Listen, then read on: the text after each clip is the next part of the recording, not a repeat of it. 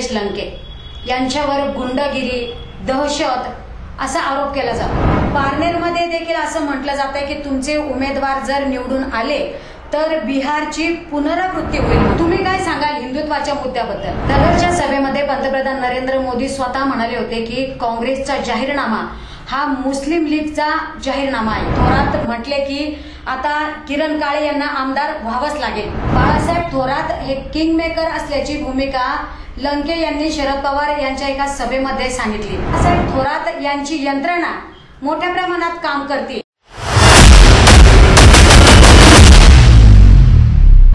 नमस्कार, मी राणिका स्लेवाल। आपण पाहतायत ATV न्यूजचा विशेष कार्यक्रम लोकसभेचा रणसंग्राम। कोण होणार नगर दक्षिणेचा खासदार? लोकसभा निवडणुकीच्या पार्श्वभूमीवर आज चर्चा करण्यासाठी आपण आमंत्रित केलंय ATV न्यूजच्या कट्ट्यावर काँग्रेसचे शहर जिल्हाध्यक्ष किरण काळे यांना। जाणून घेणार आहोत त्यांची भूमिका आणि काय आहे त्यांचं मत। सर नमस्कार, ATV न्यूजच्या कट्ट्यावर आपलं स्वागत। धन्यवाद। आज जाहीरपणे प्रचाराची सांगता होतीये। आपण गेली दीड महिनाभरापासून जनतेत जात आहात, जनतेसमोर वेगवेगळे प्रश्न मांडत आहात, त्यांच्या पुढे तुम्ही वेगवेगळ्या आपल्या भूमिका मांडत आहात। काय सांगाल या प्रचारादरम्यान आणि या निवडणुकीच्या आपल्या भूमिकेदरम्यान? खूप चांगला प्रतिसाद मागच्या ह्या दीड महिन्याच्या कॅम्पेनमध्ये त्या ठिकाणी आम्ही पाहिला। शहराचा भाग असेल, शहरालगतचा भाग असेल, माझं काही वेळेला ग्रामीण भागातसुद्धा जाणं येणं झालं। म्हणजे ग्राउंडवरती एवढ्या उत्स्फूर्तपणे महाविकास आघाडीच्या उमेदवार असणाऱ्या निलेश लंके यांच्या उमेदवारीचं स्वागत त्या ठिकाणी जनतेतनं होतं आहे। मला वाटतं की 4 जूनला जरी निकाल असला तरी देखील निकाल काय असणार आहे याचं स्पष्ट चित्र स्वतः मतदारांनी निवडणूक हातामध्ये घेऊन निलेश लंके यांच्या नावाची खासदार म्हणून औपचारिक घोषणा जी व्हायची ती केवळ 4 तारखेला होईल, पण लोकांनी आजच निलेश लंके यांना त्यांच्या मनामध्ये खासदार करून टाकलेला आहे। निलेश लंके यांच्या प्रचारादरम्यान दहशत निर्माण केली जाते असं म्हटलं जातंय। आताच काही दिवसापूर्वी एका महिलेवर हल्ला करण्यात आला, त्यानंतर कालचीच एक ताजी घटना आहे। पारनेरमध्ये देखील असं म्हटलं जातंय की तुमचे उमेदवार जर निवडून आले तर बिहारची पुनरावृत्ती होईल म्हणून। हे धादांत खोटं आहे। विरोधी उमेदवाराच्या पायाखालची वाळू सरकलेली आहे। त्याच्यामुळे आता काय चाललंय की एक षडयंत्र कसं रचता येईल, निलेश लंके यांना बदनाम कसं करता येईल याचा आटापिटा सातत्यानं सुरू आहे। आपण ज्या आमच्या एका माऊलीवरती हल्ला झाल्याचा उल्लेख करता, अशी कुठली घटना आमच्या महाविकास आघाडीच्या कोणत्याही कार्यकर्त्याकडनं, लंके यांच्या कोणत्याही कार्यकर्त्याकडनं घडली नाही आहे, हे मी तुम्हाला अत्यंत जबाबदारीने त्या ठिकाणी सांगतो। ही गोष्ट तुम्ही पहिले लक्षात घ्या। तुम्ही कालच्या एका घटनेचा उल्लेख केला, आम्ही त्याची पूर्ण माहिती घ्यायचा प्रयत्न करतोय।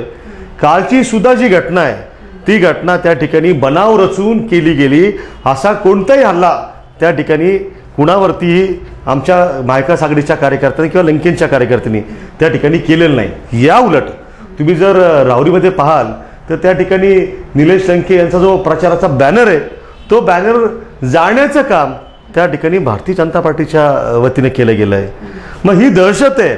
तुम्ही दहशतीचा मुद्दा सांगता की आमचा उमेदवार दहशत करतो आणि बिहारचा तुम्ही उल्लेख केला। खरं तर नगर शहराचा बिहार या ठिकाणी यापूर्वी झालेला आहे। तुम्ही होईल असं म्हणताय ना, आम्ही सांगतो बिहार झालेला आहे ऑलरेडी। या नगर शहराचा हा बिहार केला कुणी? या नगर शहरामध्ये ज्यांच्या हाती अनिल भैयांनंतर नेतृत्व करण्याची संधी मतदारांनी दिली त्यांनी बिहार केला। स्वतः भारतीय जनता पार्टीचे जे उमेदवार आहेत सुजय विखे पाटील यांनी सांगितलं होतं की मला तुम्ही संधी द्या। मागच्या निवडणुकीला ते म्हणाले मी नगर शहरातील दहशत संपून टाकेल, मी केडगावला त्या ठिकाणी घर घेईल आणि गुंडगिरीचा नायनाट करेल। वस्तुस्थितीमध्ये काय घडलं? सुजय विखेंची निवडणूक झाली। निवडणूक झाल्यानंतर एक सत्य बाहेर आलं की सुजय विखे आणि राष्ट्रवादी काँग्रेस पार्टीची त्यावेळेला देशाचे नेते आदरणीय शरदचंद्र पवार साहेबांनी जी उमेदवारी दिली होती संग्राम जगताप यांना, त्यांनी नुरा कुस्ती खेळ सेटिंग केली। हे सगळ्या जनतेला माहिती आहे आणि ते लिव्ह इन रिलेशनशिपमध्ये त्या ठिकाणी राहिले। नगर शहरातली गुंडगिरी दहशत कमी होण्याऐवजी त्या ठिकाणी वाढली याची अनेक उदाहरणं आहेत। तुम्ही लंकेंच्या नावानं बिहारचा त्या ठिकाणी उल्लेख करताय। नगरचा बिहार होत असताना त्या ठिकाणी भारतीय जनता पार्टीचे उमेदवार म्हणून मला सांगा ना की विखेंनी काय योगदान दिलं. उलट विखे खासदार झाल्यापासून त्यांची आणि शहरातल्या राष्ट्रवादीच्या गद्दार गटाच्या आमदारांची जी काही अभद्र युती त्या ठिकाणी आहे, यामधनं नगर शहरामध्ये 2 हत्याकांड झाली. एक त्या ठिकाणी हिंदुत्ववादी चळवळीत काम करणाऱ्या गामा भागानगरेचं झालं. दुसरं हत्याकांड त्या ठिकाणी त्यांच्याच एका कार्यकर्त्याचं अंकुश छत्रचं त्या ठिकाणी हत्याकांड झालं. आणि हत्या करणारा कोण होता ही नगरकरांना माहिती आहे. त्याच्यामुळे गुंडगिरी, दहशत अशा प्रकारचे खोटेनाटे आरोप कृपया भारतीय जनता पार्टीने आणि त्यांच्या उमेदवाराने हे महाविकास आघाडी आणि महाविकास आघाडीच्या उमेदवारावरती करू नये. नगरचा बिहार झाला आहे. आम्हाला नगरचा झालेला बिहार जो आहे तो बदलायचा आहे. नगर शहरासह नगर दक्षिण जो आहे तो आम्हाला शांतता, कायदा सुव्यवस्थेची परिस्थिती उत्तम असेल, या ठिकाणी व्यापार उद्योजक यांना कुणी त्रास देणार नाही, इथे ताबेमारी कुणाच्या प्लॉटवरती होणार नाही, यासाठी आम्हाला आता स्वच्छता मोहीम त्या ठिकाणी राबवायची आहे. आणि मला आनंद आहे, मला पूर्ण विश्वास आहे की नगर दक्षिणेतल्या मतदारांनी त्या ठिकाणी धनशक्ती विरुद्ध जनशक्ती अशी निवडणूक ताब्यामध्ये घेतलेली आहे. आणि यावेळेला नगरचा बिहार होणार नाही. व्यापार वृद्धी त्या ठिकाणी होईल. सर्वसामान्यांना मोकळा श्वास घेऊन जगता येईल अशा प्रकारचं वातावरण 4 तारखेला निलेश लंके यांना एका सर्वसामान्य कुटुंबातल्या शिक्षकाच्या मुलाला त्या ठिकाणी दिलेला खासदार म्हणून पाठवून निश्चितपणे करण्यामध्ये आम्ही यशस्वी होऊ, हे तुम्हाला मी या निमित्तानं आश्वस्त करू इच्छितो. तुम्ही आता धनशक्ती आणि जनशक्तीचा विषय काढला. आता काही दिवसापूर्वीच लंके यांच्या कार्यकर्त्यांना निवडणूक आयोगाच्या भरारी पथकाने पकडलं. मग तुमचे उमेदवार फकीर कसे? साधी गोष्ट आहे. तुम्ही ज्या घटनेचा उल्लेख करताय ती घटना समजल्यानंतर मी स्वतः गेलो होतो कोतवाली पोलीस स्टेशनमध्ये. माझा स्पष्ट आरोप आहे की आता राज्यामध्ये त्या ठिकाणी सरकार कोणाचं आहे? भारतीय जनता पार्टीचं आहे. पालकमंत्री कोण आहेत? तर भारतीय जनता पार्टीचे उमेदवार जे सुजय विखे आहेत त्यांचे वडील त्या ठिकाणी पालकमंत्री आहेत. ते महसूल मंत्री सुद्धा आहेत. महसूलची यंत्रणा त्यांच्या हातामध्ये आहे. राज्याचे गृहमंत्री देवेंद्र फडणवीस आहेत.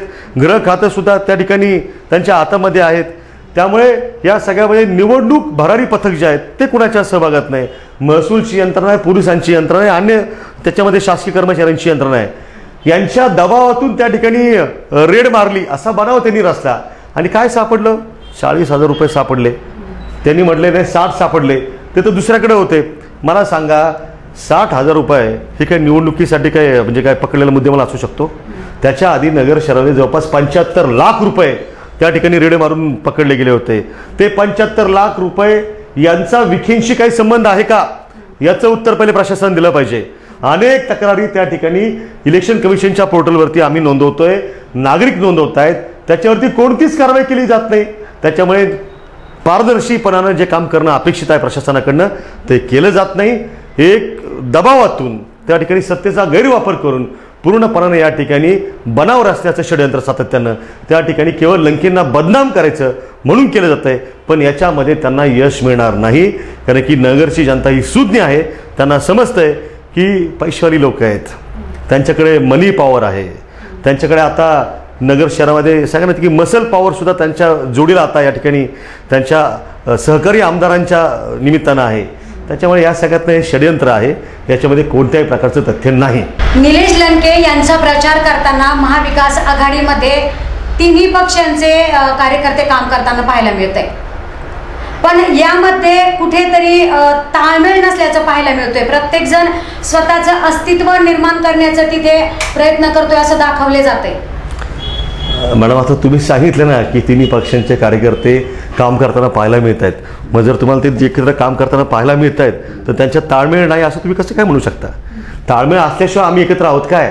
तुम्ही पहा ना की आज शहरामध्ये काँग्रेस पक्ष, त्या ठिकाणी उद्धव बाळासाहेब ठाकरे साहेबांची शिवसेना असेल किंवा शरद पवार साहेबांची राष्ट्रवादी असेल, हे एक हातात हात घालून, बरं आता एवढंच नाही तर केजरीवाल यांचा जो काही त्या ठिकाणी आम आदमी पक्ष आहे तो सुद्धा आमच्या बरोबर आहे, कम्युनिस्ट पक्ष सुद्धा आमच्या बरोबर आहे. अशी चर्चा आहे की या सगळ्यांमध्ये ताळमेळ नाही अशी देखील चर्चा आहे ना? चर्चा ही नाहीये, तर चर्चा ही आहे त्या ठिकाणी की भारतीय जनता पार्टीचे जे अलायन्स मधले पक्ष आहेत, मग त्यामध्ये शिवसेना त्यांचा जो गद्दार गट आहे, त्याच्यानंतर राष्ट्रवादीचा जो गद्दार गट आहे, तर हा गद्दार गट त्या ठिकाणी तुम्ही दाखवा.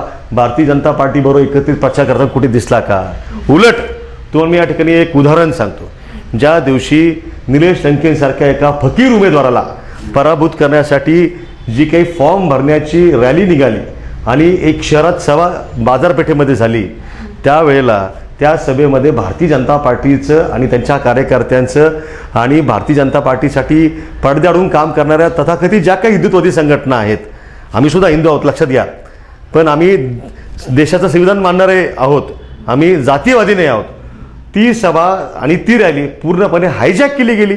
भारतीय जनता पार्टीचं कुठं काही दिसलंच नाही. म्हणजे ना नरेंद्र मोदींचे त्या ठिकाणी फोटो दिसत होते व्यवस्थित, ना त्या ठिकाणी भारतीय जनता पार्टीच्या स्थानिक नेत्यांचे दिसत होते. फोटो कुणाचे झळकले? त्या ठिकाणी शहराच्या आमदारांचे फोटो झळकले. फोटो कुणाचे झळकले? तर ज्यांच्यावरती त्या ठिकाणी ज्यांना जन्मठेप झालेली आहे आणि जे पेरोलवरती बाहेर फिरतात त्या ठिकाणी पॅरोलवरती, तर ते लोकांचे फोटो त्या ठिकाणी दिसले. ज्यांच्यावरती हत्याकांडाचे आरोप त्या ठिकाणी झालेले आहेत, ज्यांच्यावरती जिल्हा पोलीस अधीक्षक कार्यालयावरती हल्ला केल्याचा आरोप आहे, अशा गुन्हेगारांचं पॉलिटिकल प्रमोशन त्या ठिकाणी होताना दिसलं. त्याच्यामुळे व्यापारी वर्गाने ते पाहिलेलं आहे, तमाम नगरकरांनी पाहिलेलं आहे. अशा पद्धतीनं त्या ठिकाणी मी तुम्हाला जाणीव म्हणजे अगदी जे जबाबदारीने सांगतो की हे सगळं चुकीचं आहे, हे मतदारांना आवडलेलं नाही. ही निवडणूक विकासाच्या मुद्द्यावरती व्हायला पाहिजे, पण जाणीवपूर्वक अशा प्रकारे दहशत प्रमोशन करून निर्माण करण्याचं काम केलं जातंय. ताळमेळ त्यांच्यामध्ये नाही आहे. काँग्रेस, शिवसेना, उद्धव ठाकरे गट आणि पवारसाहेबांची राष्ट्रवादी यांच्यामध्ये त्या ठिकाणी 100% ताळमेळ आहे. आम्ही एक दिलानं आणि एक जीवानं काम करतोय. कुठली शंका बाळगू नका, हे तुम्हाला निकालात दिसेल. भाजप उमेदवाराने दक्षिण लोकसभा मतदारसंघामध्ये युवकांच्या रोजगारांचा प्रश्न सोडवलाय, MIDC आणल्यात. मात्र आता तुमच्या उमेदवाराकडे कोणतं विजन आहे? मुळामध्ये भारतीय जनता पार्टीच्या उमेदवारांना रोजगाराचा कोणताही प्रश्न सोडवलेला नाही, हे लक्षात घ्या. तुम्ही मला सांगा की आता निवडणूक अनाऊन्स झाली. निवडणूक अनाऊन्स व्हायच्या काही दिवस यांना माहिती होतं ना कधी अनाऊन्स होणार आहे. सगळ्यांना आपला एक अंदाज होता. यांनी अचानक तिकडनं GR काढला काय की नगर शहरालगत आम्ही त्या ठिकाणी MIDC करत आहोत. जवळपास 3 MIDCची घोषणा त्यांनी त्या ठिकाणी केली. निवडणूक आली म्हणून तुम्ही MIDCची घोषणा करता. कोणता रोजगार निर्माण झाला? आता या क्षणाला मला तुम्ही सांगा, निवडणूक आता परवा दिवशी मतदान त्या ठिकाणी होणार आहे. या मागच्या 5 वर्षांमध्ये तुम्ही काय केलं? किती तरुण मुलांच्या हाताला तुम्ही प्रत्यक्ष नोकरी दिली ते दाखवा. उलट माझा त्यांना वेगळा सवाल आहे की तुम्ही या शहरामध्ये जशी निवडणूक संपली, आधी तर नुरा कुस्ती खेळलात, सेटिंग केली, त्या ठिकाणी पक्षाच्या वरिष्ठ नेत्यांचा विश्वासघात केला आणि नंतर तुम्ही जनतेचाही विश्वासघात केला. आधी एकमेकांची रात फार बाह्यावरती करून दोघं लढत होते. हा म्हणायचा घाटाच्या वरती गाडी येऊ द्यायचो नाही, तो म्हणायचं की मी इथली दहशत संपेल वगैरे वगैरे. यांच्या भांडणाशी आम्हाला आणि मतदारांना कुणाला काहीही घेणं देणं नाही. कारण की भांडणासाठी लोकसभेसारखी देशाची महत्त्वाची निवडणूक ही असू शकत नाही. ही निवडणूक कशासाठी आहे? तर देशाचे प्रश्न, जनतेचे प्रश्न यासाठीची महत्त्वाची निवडणूक आहे. तुम्ही रोजगाराचा मुद्दा त्या ठिकाणी विकास केला, रोजगार दिला असं म्हणताय भारतीय जनता पार्टीच्या वतीनं. त्यांचा उमेदवार सारखा क्लेम करतो. साधं उदाहरण आहे की नगरमध्ये IT पार्क त्या ठिकाणी तुमच्या सहकारी आमदारांनी आणि तुम्ही, कारण की तुम्ही सुद्धा त्या ठिकाणी त्याच्यावर आहात ना, या सगळ्याचं श्रेय तुम्हालाही घ्यावंच लागेल. IT पार्क केला असं सांगितलं. त्या ठिकाणी आम्ही गेलो इन कॅमेरा, म्हणजे मी जे काय बोलतो ना ते पुराव्यासह बोलतो. मी असं काही हवेत गोळीबार कधी करत नाही. हा किरण काळेचा त्या ठिकाणी कायमचा आग्रह असतो, जे बोलायचं सत्य बोलायचं. आम्ही इन कॅमेरा जाऊन त्या ठिकाणी पाहणी केली. ते आजही फेसबुकवरती आहे, सोशल मीडियात आहे, यूट्यूबवरती आहे. प्रत्यक्षात त्या ठिकाणी एकही IT कंपनी नव्हती. त्या ठिकाणी वेगळ्याच काहीतरी कंपन्या किंवा छोटे उद्योग स्थानिक लोकांचे होते. मग ती बिल्डिंगच IT पार्कची नाही.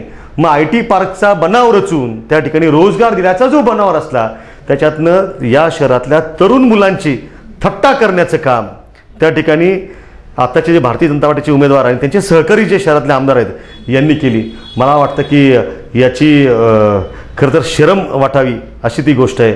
आज दुर्दैवानं नगर शहर असेल किंवा अगदी आसपासचे जे तालुके आहेत, म्हणजे इथलं कर्जत जामखेड असेल, श्रीगोंदा, पारनेर, राहुरी, इकडचं पाथर्डी, शेवगाव, इथल्या सगळ्या मुलांना नोकरीच्यासाठी त्या ठिकाणी पुण्या मुंबईकडे जावं लागतं. एक परमनंट मायग्रेशन म्हणजे कायमस्वरूपी स्थलांतर त्या ठिकाणी सुरू आहे.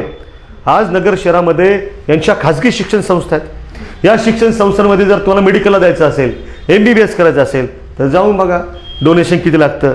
आज उद्या मॅडम तुम्ही सुद्धा एक गृहिणी आहात, तुम्ही स्वतःच्या हिमतीवरती काहीतरी करत इथपर्यंत आहात या सगळ्यातनं. उद्या जर तुमच्या कुटुंबात तुमच्या मुलाला किंवा मुलीला समजा MBBS डॉक्टर व्हायचं असेल, तुम्ही जाऊन बघा.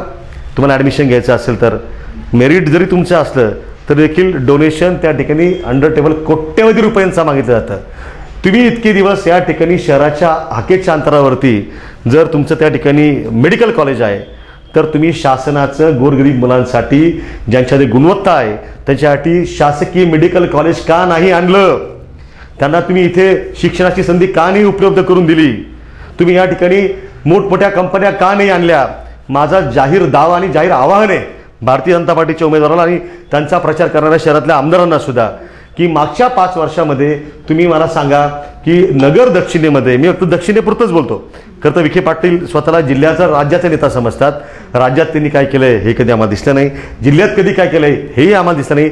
फक्त नगर दक्षिणेपुरतं, नगर शहरासह विचारतो मी की तुम्ही मला फक्त एका कंपनीचं नाव सांगा की आम्ही या ठिकाणी नगर शहरामध्ये ही कंपनी आणली, या कंपनीमध्ये इतक्या 1000 मुलांना त्या ठिकाणी नोकरी मिळाली, या कंपनीमुळे एवढे त्याच्यावरती अवलंबून असणारे वेगवेगळे उद्योग, छोटे जे लघु उद्योजक, त्यांना त्या ठिकाणी उद्योगाची संधी मिळाली.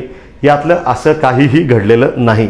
त्याच्यामुळे भारतीय जनता पार्टीच्या उमेदवारानं रोजगार दिलं याच्यावरती बोलणं म्हणजे हे हास्यास्पद आहे, अत्यंत बेजबाबदारीचं आहे. आणि मी तमाम तरुणाईचा रोष जो आहे तो या माध्यमातून तुमच्यासमोर मांडतोय की 5 वर्ष तुम्ही जे खेळलात ना सगळ्या आमच्या तरुण मुलांच्या भावनांशी, त्यांच्या पालकांच्या भावनांशी, त्या सगळ्याचं जे काही उत्तर आहे ते उत्तर 13 तारखेला मतदार नगर दक्षिणेचे त्या ठिकाणी EVMच्या माध्यमातून दिल्याशिवाय राहणार नाहीत. लंके यांच्या प्रचारामध्ये तुम्ही स्वतः सगळेजण पुढाकार घेऊन काम करत आहात. बाळासाहेब थोरात हे किंग मेकर असल्याची भूमिका लंके यांनी शरद पवार यांच्या एका सभेमध्ये सांगितली. काय सांगा? आदरणीय बाळासाहेब थोरात साहेब हे महाराष्ट्राच्या विधिमंडळातले अत्यंत सिनियर नेते आहेत. म्हणजे गेली 7-8 टर्म सलग त्या ठिकाणी आमदार असणं ही काही साधारण गोष्ट नाही आहे. एवढं जनतेचं प्रेम सातत्याने त्यांना मिळालेलं आहे. आणि ही गोष्ट खरी आहे की आज नगर दक्षिणेमध्ये त्या ठिकाणी ही काही धनशक्ती विरुद्ध जनशक्तीची, एका श्रीमंताचा मुलगा विरुद्ध एका गरीबाचा आणि शेतकऱ्याचा मुलगा, ही जी लढाई उभी राहिली आहे, या लढाईमध्ये राज्यातले सुसंस्कृत असणारे जे नेते बाळासाहेब थोरात साहेब यांचा तिथे खारीचा नाही तर सिंहाचा वाटा आहे. आणि मला वाटतं की थोरात साहेबांनी नगर दक्षिणेमध्ये जे काही विकासाचं रथ जो काही रुतलेला आहे चिखलामध्ये तो पुढे नेण्यासाठी जी भूमिका घेतलेली आहे ती भूमिका निश्चितपणे त्या ठिकाणी आगामी काळामध्ये नगर दक्षिणेच्या भल्याची असेल. ज्या पद्धतीनं उत्तरेमध्ये त्या ठिकाणी तुम्ही पाहिलं असेल की राहत्याची पण बाजार समितीची निवडणूक झाली, तिथे सुद्धा मतदारांनी मोठ्या प्रमाणावरती बाळासाहेब थोरात साहेबांच्या नेतृत्वाखाली असणाऱ्या पॅनलला त्या ठिकाणी मोठं त्या ठिकाणी मतदान केलं. एवढंच नाही तर गणेश सहकारी साखर कारखान्याच्या निवडणुकीमध्ये तिथे जे काही दहशतीचं झाकण होतं ते मतदारांनी उडवून लावलं. थोरात साहेबांनी त्याचं नेतृत्व केलं. मला विश्वास आहे की नगर दक्षिणेमध्ये सुद्धा जे काही दहशतीचं झाकण आहे हे मतदार उडवून लावतील आणि 4 तारखेला ज्याला निकाल येईल त्याला बाळासाहेब थोरात यांनी उचललेला जो सिंहाचा वाटा आहे त्याचं कौतुक आपल्याला महाराष्ट्रावर होताना दिसेल. निलेश लंके ज्यांना किंग मेकर म्हणतात ते बाळासाहेब थोरात भाजपमध्ये येण्यासाठी उत्सुक होते असं पालकमंत्री राधाकृष्ण विखे पाटील यांनी टीका केली आणि ते असं म्हणाले. हे कोण म्हणालं की ज्यांनी काँग्रेसचे विरोधी पक्षनेते असताना, कोणाचे? काँग्रेस पक्षाचे, म्हणजे विरोधी पक्षात असताना विरोधी पक्षनेते पद हे सर्वोच्च पद असतं जे त्यांना आदरणीय राहुलजींनी दिलं होतं. ते स्वतः त्यांनी त्याला राहुलजींची सभा संगमनेरमध्ये होती, त्या सभेला ते उपस्थित राहिले नाहीत आणि कालांतरानं त्यांच्या चिरंजीवांनी त्या ठिकाणी काँग्रेसच्या विरोधात जाऊन पक्षांतर करून भारतीय जनता पार्टीची उमेदवारी केली. ते स्वतःही भारतीय जनता पार्टीमध्ये गेले आणि आता ते काँग्रेसला नावं ठेवण्याचं काम करतायत. यापूर्वी त्यांनी आहे ना की ते तर म्हणतायत ना की बाळासाहेब थोरात भाजपमध्ये येण्यासाठी उत्सुक होते. आता ही स्वप्न जिल्ह्याच्या पालकमंत्र्यांना जर लोकांना रात्री स्वप्न पडतात, यांना दिवसा डोळ्या जर स्वप्न पडत असतील तर मला वाटतं की त्यांचा तोल जो आहे तो कुठेतरी सुटलेला दिसतोय. बाळासाहेब थोरात यांच्या काँग्रेसविषयी असणाऱ्या निष्ठेबद्दल या जिल्ह्यासह महाराष्ट्रातल्या कुणालाही त्या ठिकाणी यत्किंचितही शंका नाही आहे. त्याच्यामुळे विखे पाटील साहेबांना जर असं काही वाटत असेल तो त्यांचा प्रश्न आहे. मात्र अशी कुठलीही गोष्ट यापूर्वी भूतकाळात कधीच घडलेली नाही. त्यामुळे ती भविष्यात घडण्याचं जे काही बाकी ते सांगतात वगैरे वगैरे, तर ते त्यांचं बाकी त्यांना लखलाप असो. आमचा एकच विचार थोरात साहेबांचा आम्हाला त्या ठिकाणी दिसतोय की थोरात साहेब हे या देशाच्या संविधान वाचवण्याच्या लढाईमध्ये धर्मनिरपेक्ष विचाराबरोबर त्या ठिकाणी आहेत आणि ते त्या विचारावर कायम राहतील असा आम्हाला पूर्णपणे ठाम विश्वास त्या ठिकाणी आहे. तुम्ही आत्ता म्हणाले होते की ही निवडणूक देशासाठी फार महत्वाची, पण तुमचे मंत्री बाळासाहेब थोरात विकासाच्या मुद्द्यावर, देशाच्या मुद्द्यावर न बोलता विखे यांच्यावरच जास्त टीका करताना पाहायला मिळत आहेत. तुम्ही बाळासाहेब थोरात साहेबांचं निवडणुकीच्या काळातलं कोणते भाषण रँडमली काढायचं सगळं यूट्यूबवरती आहे आणि तुम्ही सुद्धा ब्रॉडकास्ट केलेलं आहे. त्यांच्या फेसबुकच्या पेजवरती पण ते लाईव्ह बरंच झालेलं आहे. बरंच झालेलं आहे. तुमचा प्रश्न आता थोडासा मॉडिफाय झाला माझं उत्तर येत असतानाच. त्यामुळे मी तुम्हाला परत सांगतो की तुम्ही आधी जे बोललात की ते फक्त यांच्यावर टीका करतात, नाही. हा, ते हे सांगतात की गरिबाच्या मुलाला तुम्ही संधी द्या. निलेश लंके हा कामाचा माणूस आहे, तुम्ही त्याला एकदा संधी द्या, तो तुमच्या प्रश्नांच्या सोडवणुकीसाठी दिल्लीमध्ये जाऊन पाठपुरावा करेल, असं ते सांगतात. त्याच्याशी मी सहमत आहे, निश्चितपणाने सहमत आहे. परंतु देशाचं संविधान वाचलं पाहिजे. हुकुमशाही जी येऊ घातली आहे ती आपण रोखली पाहिजे, यासाठी त्यांचा सातत्यानं आग्रह असतो. आणि मला वाटतं की हा अत्यंत गंभीर मुद्दा त्या ठिकाणी आहे.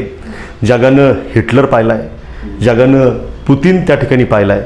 आज जागतिक पातळीवरती तुम्ही एक मोठं उदाहरण घ्या फ्रेंच राज्यक्रांतीचं, की ज्यावेळेला म्हणजे सगळा देश त्या ठिकाणी कोसळलेला होता, देशाची राख रांगोळी होत होती, त्याला त्या देशाचा जो काही राजा आहे तो मस्तवाल होऊन त्या ठिकाणी त्याच्या आनंदात त्या ठिकाणी होता. त्याची सत्ता उलथवून टाकण्याचं काम त्या ठिकाणी लोकांनी क्रांती करून हातामध्ये घेतलं. 2024ची निवडणूक जी आहे ती एक क्रांतिकारी निवडणूक त्या ठिकाणी असणार आहे. 140-145 कोटी देशवासी जे आहेत, देशामध्ये एक मोठा अंडरकरंट त्या ठिकाणी आहे.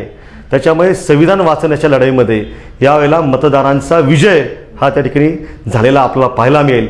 आणि जो हुकुमशाह या देशामध्ये हुकुमशाही आणू पाहतोय. साधं उदाहरण घ्या की तुम्ही मला सांगा, माझं तुम्हाला एक छोटासा प्रश्न आहे की गेल्या मागच्या 2 वर्षापासून, 2.25 वर्षापासून नगरपासून सुरुवात करा, इथली जिल्हा परिषदची निवडणूक झाली का हो? इथली महानगरपालिका विसर्जित झाली, त्याची निवडणूक झाली का हो? पंचायत समितीच्या निवडणुका झाल्यात का? मुंबईसारख्या महत्त्वाच्या महानगरपालिकेची निवडणूक त्या ठिकाणी झाली आहे का? यांना स्थानिक स्वराज्य संस्थांच्या निवडणुकांनी घेतलेल्याच नाहीत.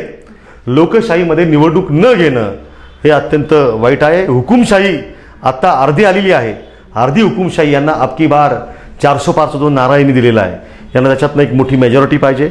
यांना निम्म्यापेक्षा अधिक राज्यांमध्ये त्या ठिकाणी यांच्या जातीयवादी पक्षाची सत्ता पाहिजे, जेणेकरून हे डॉक्टर बाबासाहेब आंबेडकरांनी जे दिलेलं संविधान आहे ते संविधान त्या ठिकाणी बदलून हे याला एका विशिष्ट दिशेला चुकीच्या घेऊन जायचं काम करतायत. पण याच्यामध्ये भारतासारखा एक त्याला सोने की चिडिया असा देश म्हणून संबोधायचं, तो उद्ध्वस्त होईल. अनेकांची लाखो कोट्यवधींची कुटुंब जे आहेत ती त्या ठिकाणी त्यांची राख रांगोळी होईल. हे पाप त्या ठिकाणी आज त्या ठिकाणी सत्तेत असणाऱ्या लोकांकडनं होत आहे, ते होणार नाही. यासाठी राहुल गांधी, महाराष्ट्रामध्ये उद्धवजी आणि पवार साहेब हे सगळेजण प्रयत्न करतायत. याच्यामध्ये जनतेच्या पाठबळाने आम्ही निश्चितपणे यशस्वी होऊ. तुमच्या प्रचारादरम्यान एक मुद्दा नेहमीच घेतला जातो आणि तो म्हणजे धनशक्ती विरुद्ध जनशक्ती.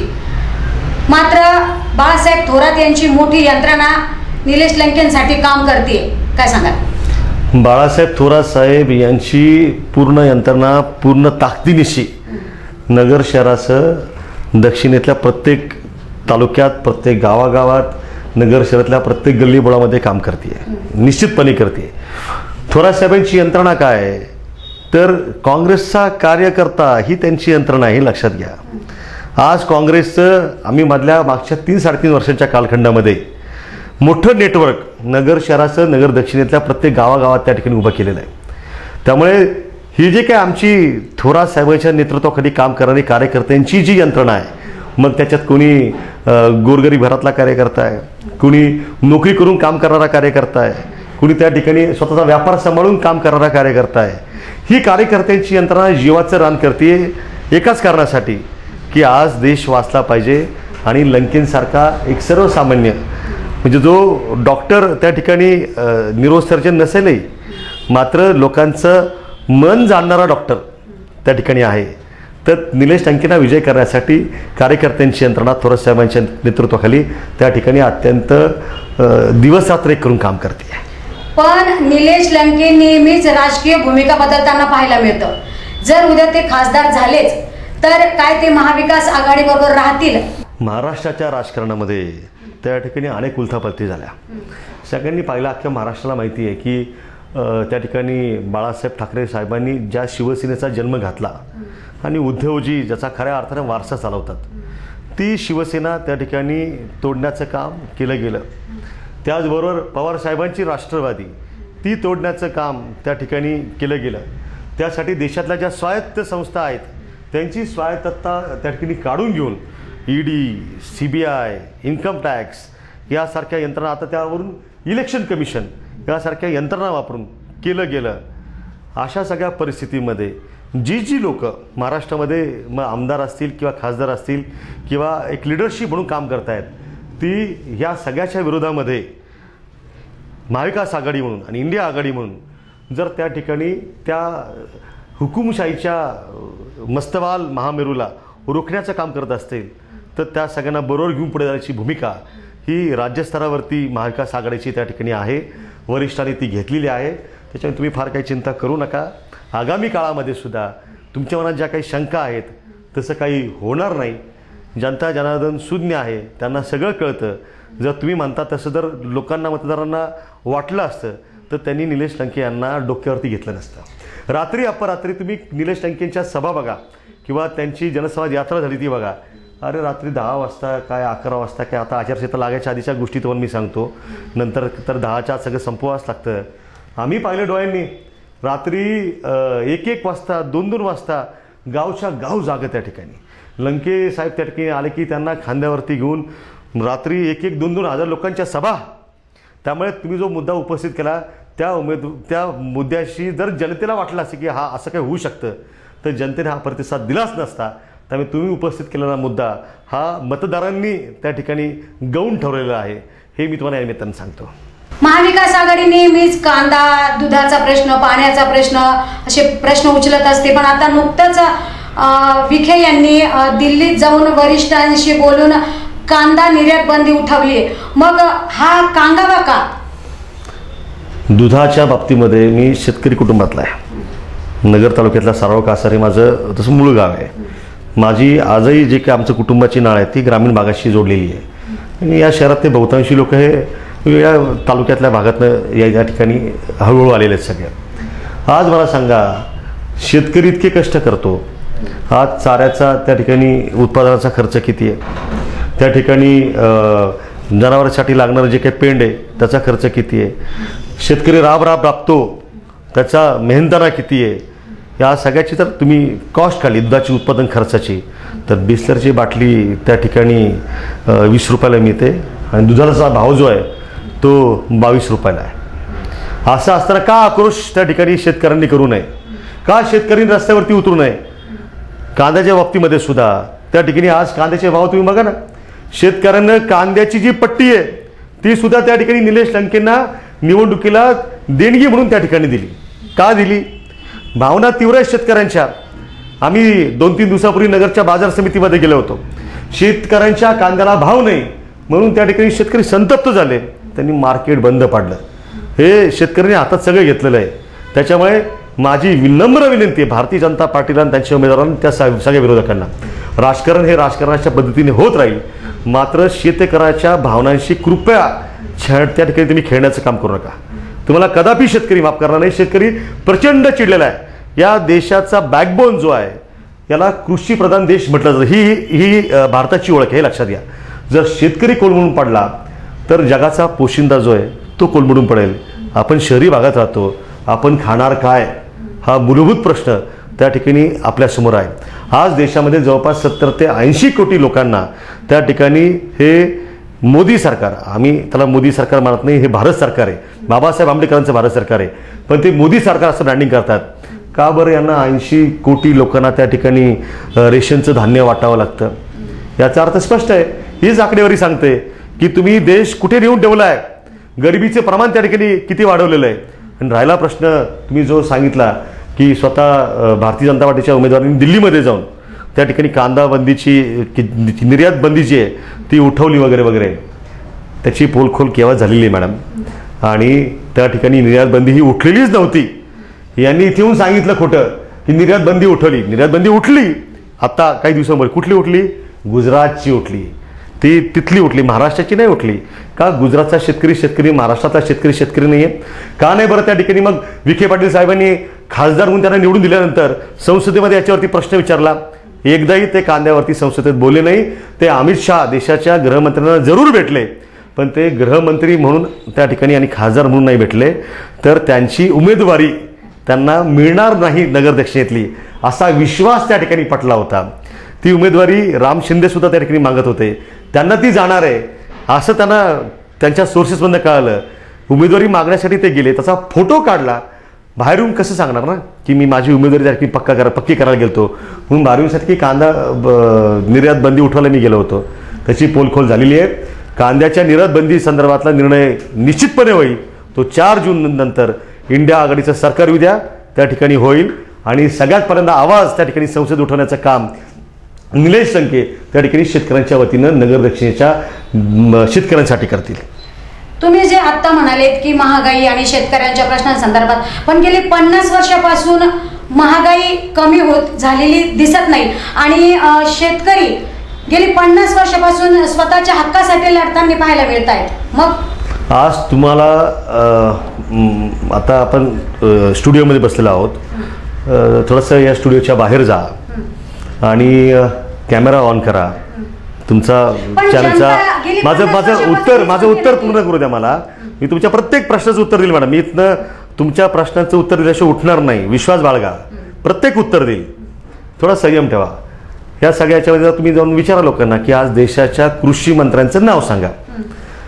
जर कुणी कृषी मंत्र्यांचं नाव सांगू शकलं तर मी तुम्ही म्हणाल ती गोष्ट त्या ठिकाणी मान्य करेल. इनफॅक्ट आजही अनेक लोकांना वाटतं की देशाचे कृषी मंत्री हे शरद पवार साहेबच आहेत.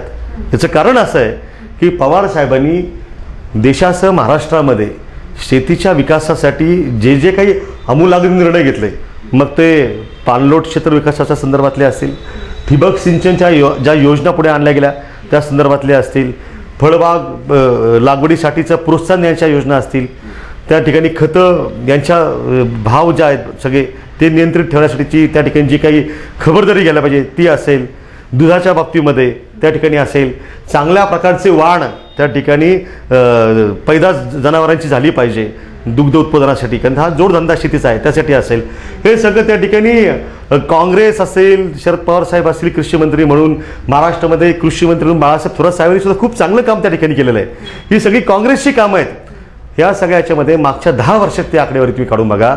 ज्या स्मृती इराणी गॅसची टाकी घ्यायच्या, दिल्लीत जायच्या, जंतर मंतरवरती बसायच्या, टाकी घ्यायच्या आणि ओरडत बसायच्या की महंगाई महंगाई, गॅस के दाम बडे, गॅस के दाम बडे. मला विचारायचं आहे स्मृतीताई, तुम्ही कुठे आहात? तुम्ही कुठे हरवले आहात? तुम्ही कृपया आता त्या ठिकाणी या जनतेसमोर आमच्या महिला भगिनींनी सांगा, 400 रुपयाचा, 300 रुपयाचा, 350 रुपयाचा गॅस जो होता, मॅडम तुम्ही सुद्धा एक गृहिणी आहात, मला सांगा आपकी बार 400 पार वगैरे वगैरे काय आहे ते बघू आपण 4 तारखेला. पण आपकी बार 1000 पार गॅससाठी केव्हाच करून टाकलं या लोकांनी. कमी व्हायला तयार नाही.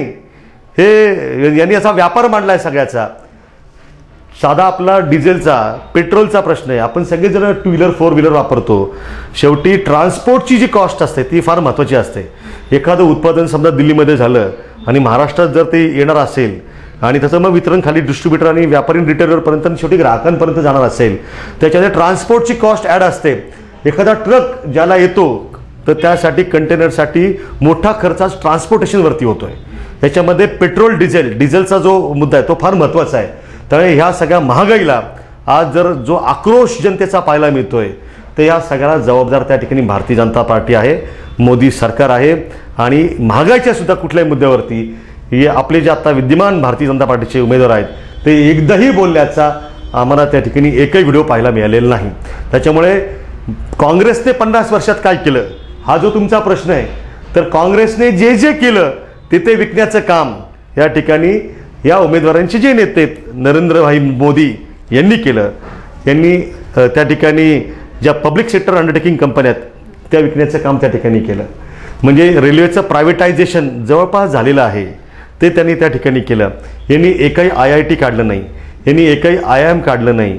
तुम्ही नवीन निर्माण काय केलं? काहीच केलं नाही. तुम्ही देश विकण्याचं काम त्या ठिकाणी करताय, प्रायव्हेटायझेशन करताय. जर भांडवलदार त्या ठिकाणी मोठा झाला आणि भांडवलशाही आली तर या ठिकाणच्या कामगारांचं, या ठिकाणच्या कष्टकऱ्यांचं, या ठिकाणच्या सर्वसामान्य लोकांचं शोषण त्या ठिकाणी होईल. आज सरकारच्या अनेक विभागांमध्ये त्या ठिकाणी कंत्राटी पद्धतीनं भरती केली जाते, सरकारी भरती त्या ठिकाणी होत नाही. म्हणूनच त्या ठिकाणी काँग्रेसच्या जाहीरनाम्यामध्ये अत्यंत चांगली आश्वासनं देण्याचं काम इंडिया आघाडीच्या वतीनं काँग्रेस पक्षाने केलेलं आहे.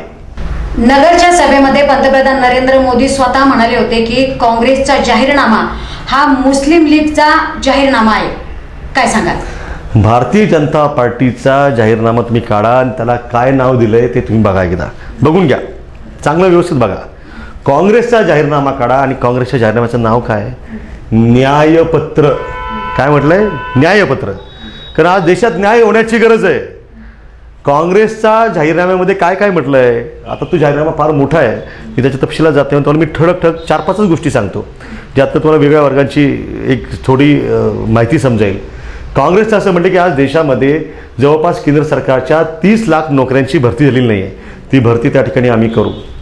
जी मुलं डिप्लोमा झालेली आहेत, ग्रॅज्युएट आहेत आणि 25 वर्षाच्या आतमधले आहेत त्यांना अप्रेंटिसशिपसाठी आम्ही त्या ठिकाणी संधी उपलब्ध करून देऊ. त्यात त्यांना स्टायपेंड देऊ. जे तरुण किंवा जे लोक आहेत 40 वर्षाच्या आतले ज्यांना उद्योग त्या ठिकाणी करायचा आहे त्यांना त्या ठिकाणी आम्ही भांडवल उभं करून देण्यासाठी अर्थपुरवठा करण्याचं काम आम्ही त्या ठिकाणी करू. त्याचबरोबर प्रत्येक गरीब कुटुंबातल्या किमान एका महिलेला एका वर्षासाठी, म्हणजे ते सगळ्या कुटुंबात ते जाणार आहे, महालक्ष्मी योजनेच्या माध्यमातून, महालक्ष्मी योजनेचं नाव आहे, त्या माध्यमातून 1 लाख रुपये जे आहेत ते देण्याचं काम करू. आमचे अशोक गेहलोत राजस्थानचे मुख्यमंत्री म्हणून त्यांनी खूप चांगलं काम त्या ठिकाणी केलं. त्या धर्तीवरती 25 लाख रुपयांचं आरोग्य विम्याचं कवच त्या ठिकाणी देशातल्या प्रत्येक नागरिकाला देऊ. अशा प्रकारच्या घोषणा त्या ठिकाणी काँग्रेसच्या जाहीरनाम्यामध्ये आहेत. एवढंच नाही तर एक घोषणा तुमच्या मीडियासाठी सुद्धा आहे की भारतीय संविधानाच्या आर्टिकल 19 प्रमाणे फ्रीडम ऑफ स्पीच, ज्याला आपण अभिव्यक्ती स्वातंत्र्य म्हणतो, की सध्या गोदी मीडिया असा सगळा जयघोष त्या ठिकाणी होतोय आणि मीडियाचा सुद्धा आवाज त्या ठिकाणी दाबला जातोय, सर्वसामान्यांचा तर दाबलाच जातोय. तो आम्ही मोकळा करू हे सुद्धा काँग्रेसच्या जाहीरनाम्यामध्ये म्हटलं आहे. मला सांगा, माननीय पंतप्रधान हे देशातल्या एका सर्वोच्च पदावरती बसलेले आहेत, त्यांना याच्यामध्ये मुस्लिम लीगचा जाहीरनामा कसा काय वाटतो?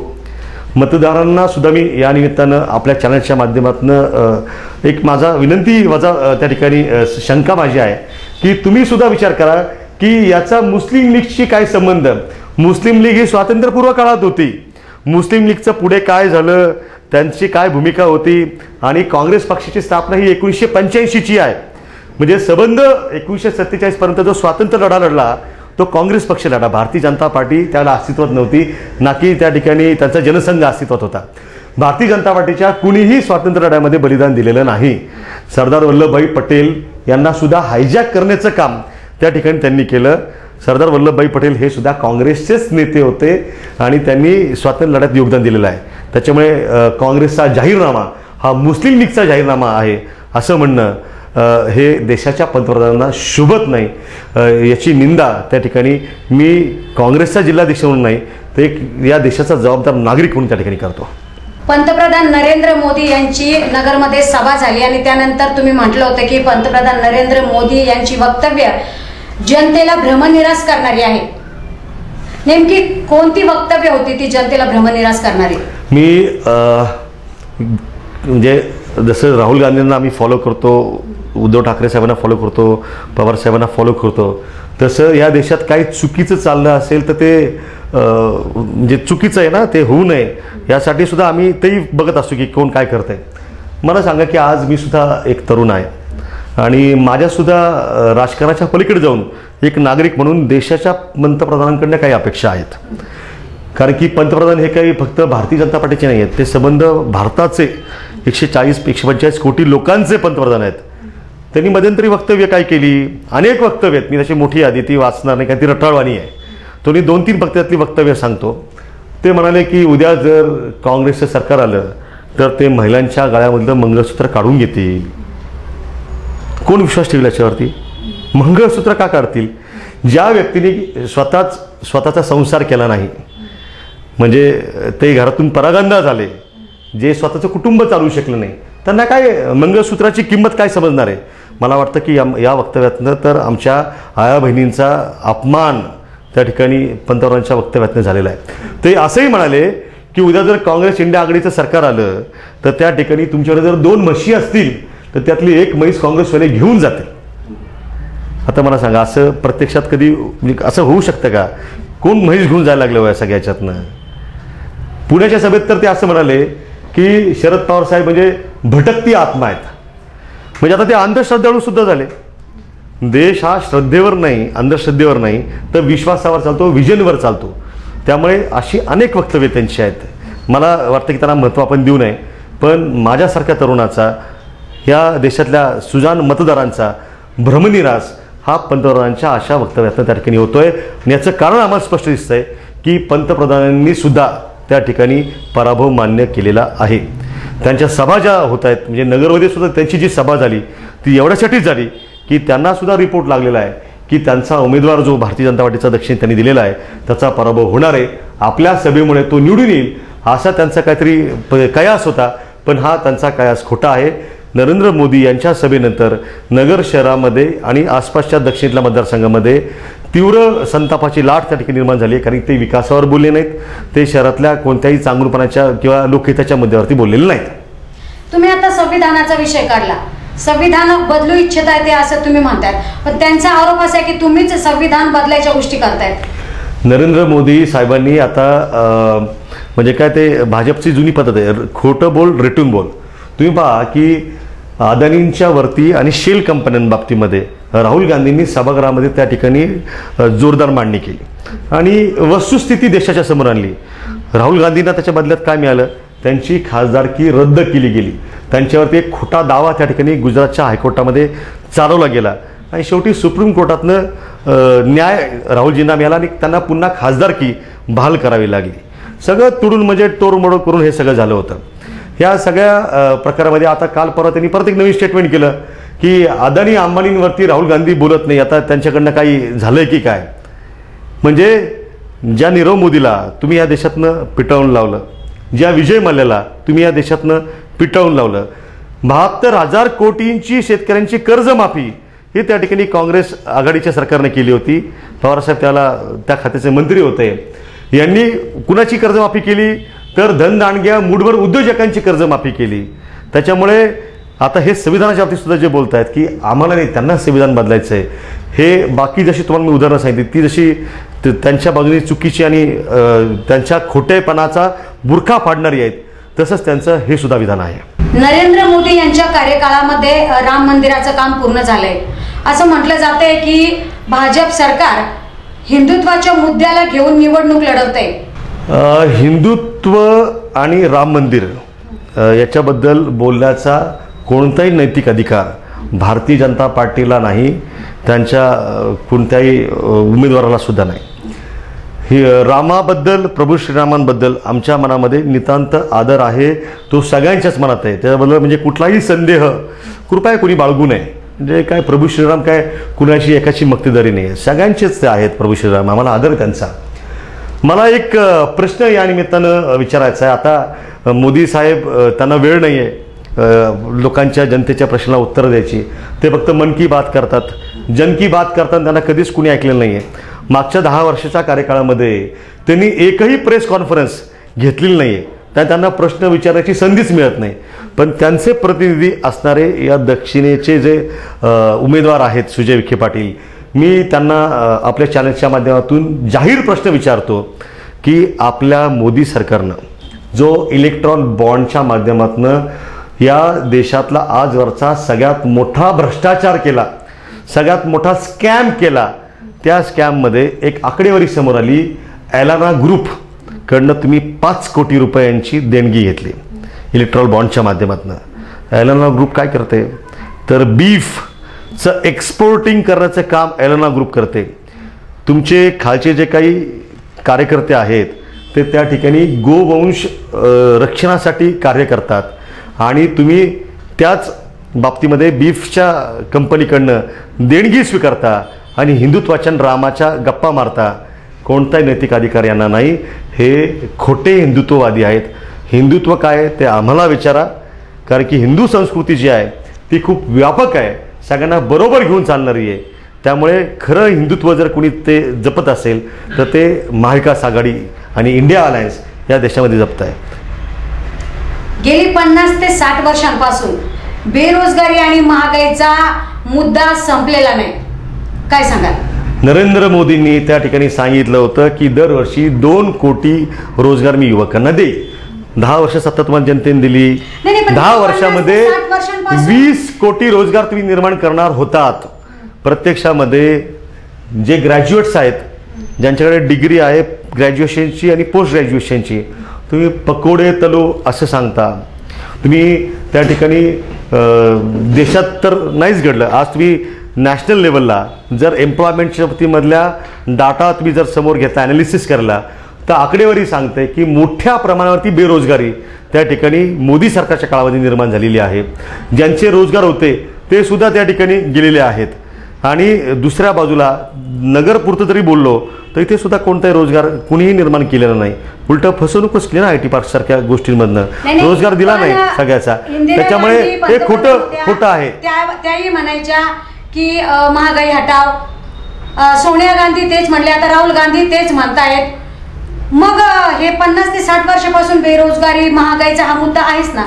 डाटा ॲनालिसिस व्यवस्थित करा, तुम्हाला सगळं लक्षात येईल. तुम्ही पहा की या देशाचे पंतप्रधान म्हणून ज्यांनी काम केलं, तुम्ही सोनिया गांधींचा उल्लेख केला म्हणून तुम्हाला मी सांगतो, डॉक्टर मनमोहन सिंग यांनी केलं. त्यांच्या सगळ्या डिग्र्या बघा. डिग्र्यांमध्ये आजपर्यंत या देशाचा असा एकही पंतप्रधान झाला नाही की ज्याच्याकडे एवढ्या मोठ्या डिग्र्या आणि इकॉनॉमिक्समधल्या डिग्र्या आहेत. केम्ब्रिज विद्यापीठामध्ये एक फेलोशिप दिली जाते, ती फेलोशिप डॉक्टर मनमोहन सिंग यांच्या नावाने दिली जाते. मला सांगा नरेंद्र मोदी यांच्या नावानं कुठं फेलोशिप दिली जाते का? ज्या व्यक्तीची स्वतःची शिक्षणाची डिग्री जी आहे ती खरी की खोटी असा सवाल उपस्थित होतो. त्याच्यामध्ये युनिव्हर्सिटीचं स्पेलिंग जे आहे ते सुद्धा त्या ठिकाणी चुकीचं आहे. त्याचा जो फॉन्ट आहे तो सुद्धा त्या ठिकाणी त्या काळातला फॉन्ट नाही आहे. असा बनाव ही लोक सगळी करतात. तर त्या ठिकाणी मनमोहन सिंग फार कमी बोलायचे, पण देश चांगल्या पद्धतीने चालवायचे. लोकांना रोजगार होता, त्या ठिकाणी महागाई कंट्रोलमध्ये होती, शेतकऱ्यांच्या त्या ठिकाणी शेतमालाला हमी भाव त्या ठिकाणी होता व्यवस्थित. आणि आता तर काँग्रेसच्या जाहिरात आम्ही स्पष्ट केलं आहे की आम्हाला सत्ता त्या ठिकाणी द्या इंडिया अलायन्सला, आम्ही शेतकऱ्यांना किमान आधारभूत किंमत त्या ठिकाणी देऊ. त्याच्यामुळे आता जी काही आकडेवारी आहे ती स्पष्ट करते की भारतीय जनता पार्टीच्या काळामध्ये 10 वर्षांमध्ये कधी नव्हे ते बेरोजगारीचा उच्चांक त्या ठिकाणी गाठला गेलेला आहे. तुमचे उमेदवार निलेश लंके यांच्यावर गुंडगिरी, दहशत असा आरोप केला जातो, काय सांगाल? या सगळ्याच्या बाबतीमध्ये हे आरोप कधी व्हायला लागले? मागच्या 7-8 दिवसांपासून अधिक प्रमाणात व्हायला लागले. आरोप कोण करतंय? जे गुंड आहेत, जे दहशत करतात, जे लोकांना धमकावतात. उदाहरणार्थ मध्ये एक ऑडिओ क्लिप व्हायरल झाली की निलेश लंके यांचे कार्यकर्त्यांनी धमकी दिली की खासदार सुजय विखे यांना गोळ्या घालून ठार मारण्यासंदर्भामध्ये. आम्ही पाहिलं की त्या ठिकाणी काही लोक गेले, जिल्हा पोलीस अधीक्षकांकडे निवेदन दिलं. फोटो बघितला तर निवेदन कोण देतंय? जावई आणि सासरे, जे हत्याकांडाचे आरोपी राहिलेले आहेत. तुरुंगामध्ये 3 महिन्यांचा मुक्काम करून आले आहेत. तुरुंगाचा पाहुणचार घेऊन त्या ठिकाणी आलेले आहेत. ज्यांच्यावरती SC ऑफिस हल्ल्याचा गुन्हा दाखल आहे, त्यात ते आरोपी आहेत. त्याचबरोबर त्यांच्याच पक्षाचे जे सुवेंद्र गांधी आहेत, जे माजी केंद्रीय मंत्र्यांचे पुत्र आहेत, त्यांना सुद्धा धमकावल्याची ऑडिओ क्लिप त्या ठिकाणी त्याचा गुन्हा पण दाखल झालेला आहे. अशी लोक की जे या सगळ्याच्या मागे शहरातल्या ताबेमारी, गुंडगिरी, गुन्हेगारीच्या मागे असतात, ती लोक त्या ठिकाणी सांगतात की निलेश लंकेची गुंडगिरी दहशत आहे. जनता जनार्दन सुज्ञ आहे.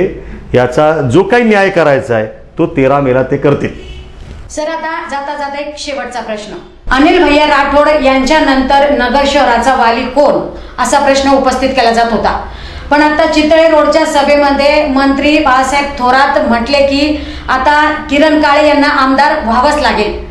काही दिवसावर आता विधानसभेच्या निवडणुका येऊ ठेपल्या आहेत, काय सांगाल? आधी लगीन कोंढाण्याचं मग रायबाचं, हे लक्षात घ्या. आता निवडणूक विधानसभेची नाही तर लोकसभेची आहे. त्यामुळे आमचं एकच लक्ष आहे, जसं ते दिसतं ना लक्ष की पोपटाचा डोळा एवढंच, तसं आता आम्हाला एकच दिसतं की निलेश लंके यांचा विजय त्या ठिकाणी झाला पाहिजे. तर आता जी काही ताकद लावली आहे, काम चाललं आहे ते त्यासाठी चाललेलं आहे. आमदार होणं, तशी संधी मिळणं हा कर्तृत्वाबरोबर त्या परिस्थितीचा सुद्धा तो भाग असतो. बाळासाहेब थोरात साहेबांनी अशा पद्धतीचं वक्तव्य ज्यावेळेला केलं त्याला त्याचं उत्स्फूर्त स्वागत कार्यकर्त्यांनी आणि नगरकरांनी देखील केलं. याचा मला आनंद आहे, कारण की मला वाटतं की ती कामाची पावती आहे. मात्र हा निर्णय मी नाही ठरवू शकत. हा निर्णय काँग्रेस पक्षाचे माझे नेते म्हणून बाळासाहेब थोरात साहेब असतील किंवा महाविकास आघाडी, त्या ठिकाणी आम्ही एकटे नाही आहोत, आमच्याबरोबर अन्य 2 पक्षसुद्धा त्या ठिकाणी आहेत. 3 पक्षांचे वरिष्ठ नेते वरती बसून त्या ठिकाणी नेमकी उमेदवारी कोणाला द्यायची हे ठरवण्याचं काम करतील. ज्याला उमेदवारी त्या ठिकाणी दिली जाईल, संधी दिली जाईल, त्याचं काम त्या ठिकाणी करण्याची भूमिका ही निश्चितपणानं माझी त्या ठिकाणी असणार आहे. पण मी जाता एकच सांगेन की माझं एक वैयक्तिक स्वप्न आहे की मी माझं ग्रॅज्युएशन मुंबई विद्यापीठातनं केलं. मी माझं पोस्ट ग्रॅज्युएशन पुण्यातनं MIT कॉलेजमधनं MBAमध्ये त्या ठिकाणी केलं. आणि माझं उच्च शिक्षण पुणे, मुंबई, दिल्लीत सुद्धा स्पर्धा परीक्षांच्या तयारीच्या निमित्तानं झालं. मी परत नगरकडे आलो. नगरकडे येताना मी लाखो रुपयांच्या पॅकेजची नोकरी लाथाळून आलेलो आहे, लक्षात घ्या. कशासाठी आलो तर माझं नगर, माझं शहर हे विकसित झालेलं मला पाहायचं आहे. मी आता ह्या निवडणुकीच्या प्रचाराच्या दरम्यान आमच्या अनेक मिटिंगा वेगवेगळ्या समूहांबरोबर झाल्या, ज्यामुळे वकील असतील, डॉक्टर असतील, त्याच्यानंतर बिल्डर असतील, आर्किटेक्ट, CA, इंडस्ट्रीची लोकं, सगळेच वेगवेगळे सामान्य कामगार, नागरिक, सगळ्यांबरोबर मी एक विजन त्या ठिकाणी मांडलं की आज नगर तालुक्यामध्ये, जिथं माझं स्वतःचं गावसुद्धा आहे, सारोळा, कासार, बाबुर्डीबेंद, हिवरे, झरे, त्याच्यानंतर इकडचं देवगड सिटीचा काही भाग, हा सगळा ड्राय एरिया त्या ठिकाणी आहे.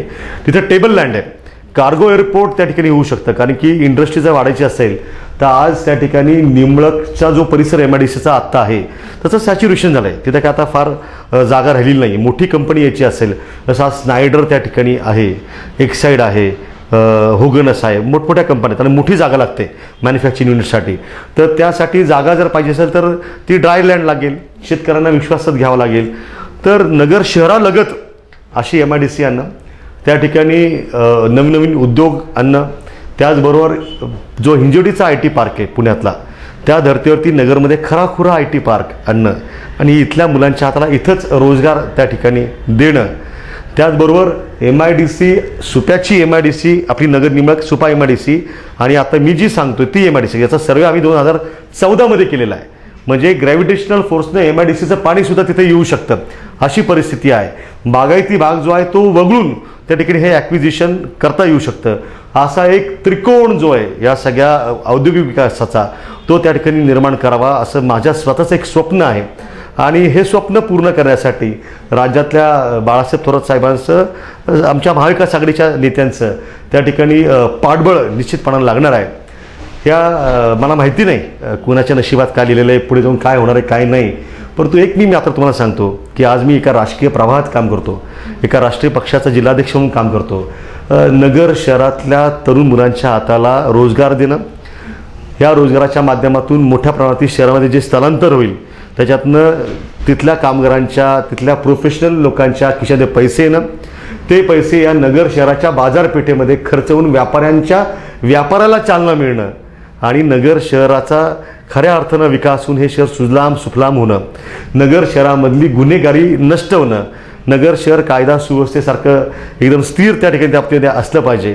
पूर्वी जशी आपण कैरो आणि बगदाद बरोबर या शहराची तुलना करायचो तशी तुलना पुन्हा एकदा करता यावी, त्याहीपेक्षा चांगली तुलना करता यावी, असं सुंदर चांगलं शहर, विकसित शहर घडवणं यासाठी काम करण्यासाठी मी जसा पूर्वीपासून कटिबद्ध आहे तसा पुढील काळात सुद्धा कटिबद्ध राहील. नक्कीच. धन्यवाद सर.